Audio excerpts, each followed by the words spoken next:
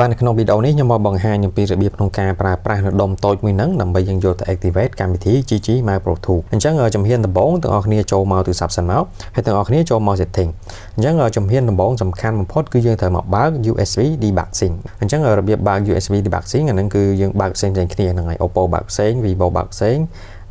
Samsung បើកផ្សេងអីចឹងទៅហ្នឹងហើយអញ្ចឹងបងប្អូនអាច search នៅក្នុង YouTube ឬក៏ Google បន្ថែមដើម្បីយើងបើក USB debugging អូខេអញ្ចឹងជាដំបូងបងប្អូនត្រូវចូលមកកន្លែង search មកហើយបងប្អូន search ពាក្យថា bill number BUILD នេះ search bill number ហើយចូលកន្លែង bill number ហ្នឹងមកហើយនេះអញ្ចឹងបងប្អូនចុចកន្លែង bill number ហ្នឹង6 7ដងទៅចុចរហូតដល់វាដាក់ថា you are now developer នៅខាងក្រោមនេះអញ្ចឹងនៅពេលណាវាដាក់ថា you are now developer នៅខាងក្រោមហ្នឹងហើយបងប្អូនថយក្រោយវិញមកបន្ទាប់មកបងប្អូន search មួយទៀត search ពាក្យថា USB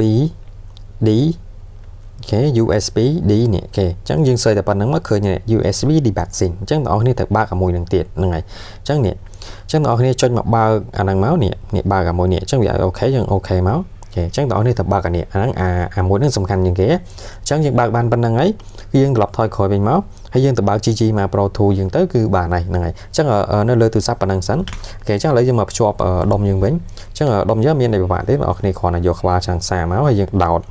ចូលបែបហ្នឹងទៅនេះគឺងាយមែនតើហើយទាំងអស់គ្នាយកខ្សែ USB A មក USB C ហ្នឹងគឺយើងដោតចូលអាដុំហ្នឹងទៅនេះហើយដុំយើងគឺយើងដោតចូលមួយព្រីភ្លើងហ្នឹងទៅនេះតែប៉ុណ្្នឹងគឺបានហើយអញ្ចឹងវាលោតភ្លើងក្រហមមានតែដដែលអូខេអញ្ចឹងឥឡូវយើងមក app យើងវិញអញ្ចឹង app យើងមកមើលនៅខាងក្រោមនេះអញ្ចឹងទាំងអស់គ្នាចុចកន្លែង4ជ្រុងនេះមួយមកហើយទាំងអស់គ្នាមកមើលកន្លែងនេះ activation mode អញ្ចឹងទាំងអស់គ្នាចុចលើវាមួយហើយទាំងអស់គ្នាយកមួយនេះ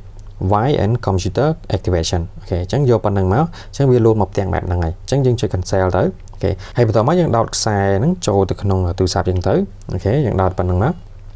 អញ្ចឹងយើងចាំវាអូខេអញ្ចឹងឥឡូវវាលោតមកហើយ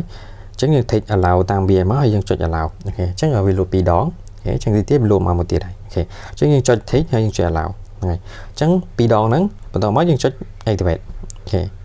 ញ្ចឹងវាឲ្យយើង allow ទៀតហើយយើងចុច allow មួយទៀតអូខេអញ្ចឹងនេះ activated ហ្នឹងហើយអញ្ចឹងគឺយើងអាចលេងបានហើយអូខេអញ្ចឹងឥឡូវយើងមកកម្មវិធីយើងវិញមកនេះអញ្ចឹងដល់ពេលpermission ខាងក្រោមហ្នឹងគឺយើងចុចតាមវាទៅនេះយើងចុចក្រហមនេះមួយមកអញ្ចឹងវាឲ្យយើងបើកកម្មវិធីរបស់យើងនេះវាឲ្យយើងបើក display another app ហ្នឹងអញ្ចឹងយើងចុចលើកម្មវិធីយើងមកហើយយើងបើកវាអូខេអញ្ចឹងយើងថយក្រោយវិញអូខេអញ្ចឹងយើងបើកទី2យើងចុចក្រហមហ្នឹងមកអញ្ចឹងវាឲ្យ allow អីយើង allow តាមវាមកអូខេយើងចុចដានអូខេអញ្ចឹងប៉ុណ្្នឹងគឺយើងអាចលេងបានហើយអញ្ចឹងយើងដកចេញវិញមកយើងដកបែបហ្នឹងមកគឺយើងអាច add game យើងអូខេអញ្ចឹងខ្ញុំ add game សិនអញ្ចឹងខ្ញុំ add PUBG ឬក៏ខ្ញុំ add Free Fire ចុះអូខេអញ្ចឹងយើង add game យើងប៉ុណ្ណឹងទៅគឺយើងអាចលេងបានហើយអូខេអញ្ចឹងឥឡូវខ្ញុំចុច enter នៅ Free Fire អូខេអញ្ចឹងមកហើយនេះអូខេអញ្ចឹងនេះកម្មវិធីដើរនេះអ្នកនរគ្នាបានឃើញកម្មវិធីយើងគឺដើរហើយហ្នឹងហើយអញ្ចឹងយើងអាចចុច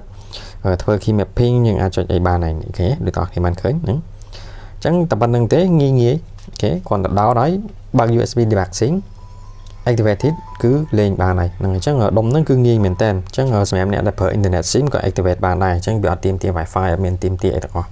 ដោត activate លេងបានហើយអញ្ចឹងប៉ុណ្ណឹងយើងដោតadapter Type C យើងទៅគឺយើងអាចលេងបានហើយជាមួយនឹងកម្មវិធីមួយហ្នឹងអូខេអរគុណច្រើនទាំងអស់គ្នា